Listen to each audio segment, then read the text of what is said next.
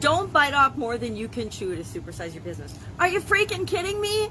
This is one of those idioms and those expressions that it goes along with conventional wisdom, but kind of makes me a little bit crazy, especially for those of us who have started businesses, run business, supersized businesses, grown businesses, sold businesses, lost businesses, done anything in our lives and our career that's the slightest bit out of the ordinary, the normal, the average.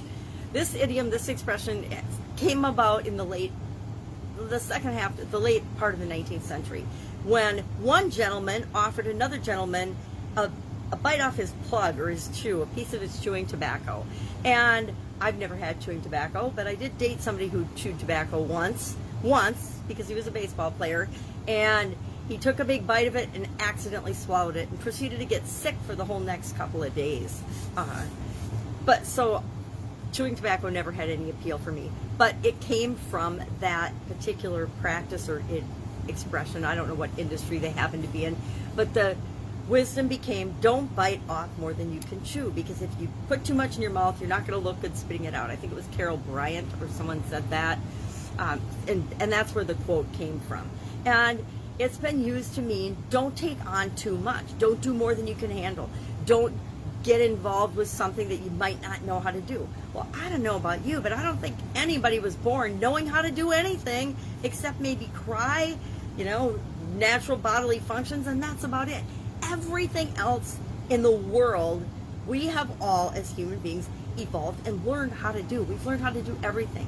So this expression, to me, is absolutely ridiculous if we ever want to accomplish anything, if we ever want to grow, if we ever want to expand, if we ever want to supersize our business. There is no way we can do it without biting off what other people would consider too much. They say lots of conventional wisdom is kind of ridiculous, especially when it comes to creating a change in the world, creating something in the world. And that involves starting, growing, building, and supersizing our businesses. If we want to have an audacious goal, we wouldn't have those goals. We wouldn't have those ideas even if we weren't capable of achieving them. Does it mean we're going to do it all by ourselves? Absolutely not. Great things take usually a great amount of resources, more than any one human being can capably do by themselves. So we need to have the idea that is always biting off more than we can chew. Anybody that starts a business, other people would say, oh, you're biting off more than you can chew, it's going to fail, you can never do it. Who's heard that before? Who's been told that their idea was absolutely wackadoodle and they shouldn't do it because they were going to fail? Just about any person that's ever done anything, set any goal, or achieved anything that other people hadn't done before. You know why?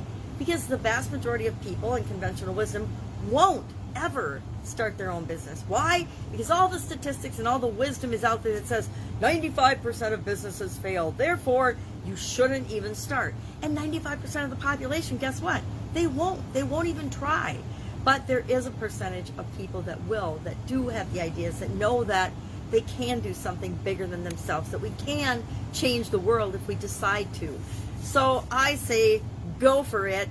Throw this idiom and this conventional wisdom out the window. Take as big a bite as you want, and if you have to spit something out or spit something back because you took too big a bite, then you learn from that and you move on and you keep progressing and moving forward. Love to know your personal experience with this particular idiom or expression. I would say that don't bite off more than you can chew is probably one of the idioms that people have said to me the most throughout my life. And thankfully, I didn't listen to them, because I had a dad and a mom who told me I could do, be, and have anything I wanted as long as I was willing to work hard, take responsibility, take the actions, and do what it took to make that happen. Write down those goals, figure out what you want, and then bring other people along with you to help you create the change and the good things that you want to create in the world with your business and with your life. So share in the comments below your experience with this idiom, this expression. Have you been told, hey, you're biting off more than you can chew, you're not capable of this, you can't do this? I love it when people tell me I can't do something, because it is as good as done.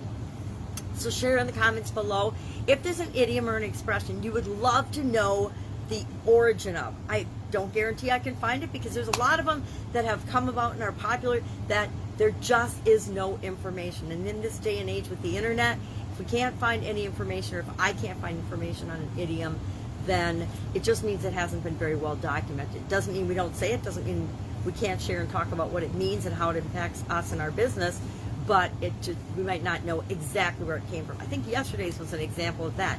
There was no real, hey, this is where this came from. This particular idiom came from chewing tobacco. Go figure. I say, if it comes to caramel or yummy protein bars, take as big a bite as you want and have your coffee or your water to wash it down so you don't choke. Otherwise, I find it very unlikely that any of us would ever bite off more than we can chew. Because if we have the idea, if it pops into our mind, if it pops into our heart especially, we have the ability to see it through and make it happen in our life, or to set the things in motion to make sure that it does happen, and it does happen in the world somehow. All right, that's it. Have an amazing day. I will be with you tomorrow with another interesting idiom. What does it mean? Where does it come from? How might you use it in your business and your life today? Take care.